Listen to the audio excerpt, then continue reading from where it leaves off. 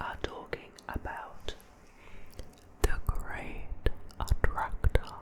Now this is a region of space where something mysterious and a bit interesting is going on, and I can't wait to read about it with you.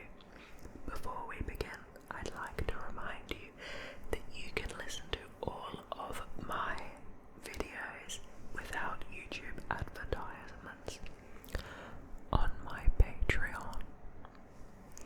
Okay, and now without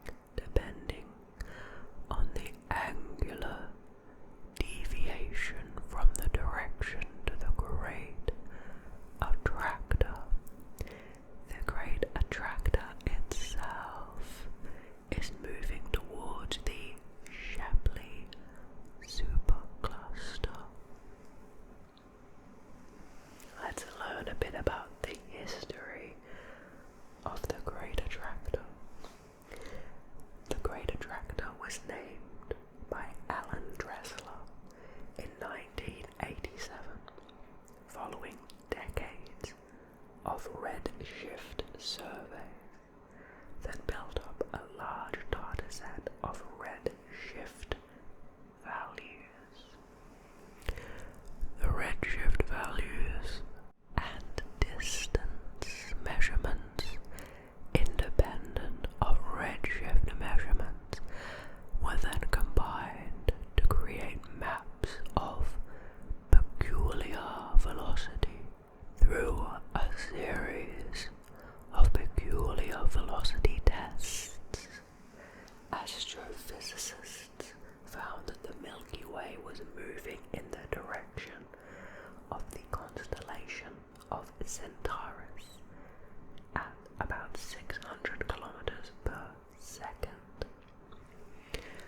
Then the discovery of cosmic microwave background dipoles was used to reflect the motion of the local group of galaxies towards the Great Attractor.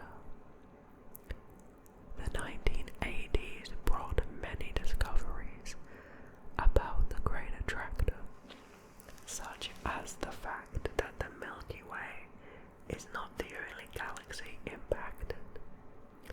Approximately 400 elliptical galaxies are moving towards the Great Attractor, beyond the zone of avoidance caused by the Milky Way galaxy light.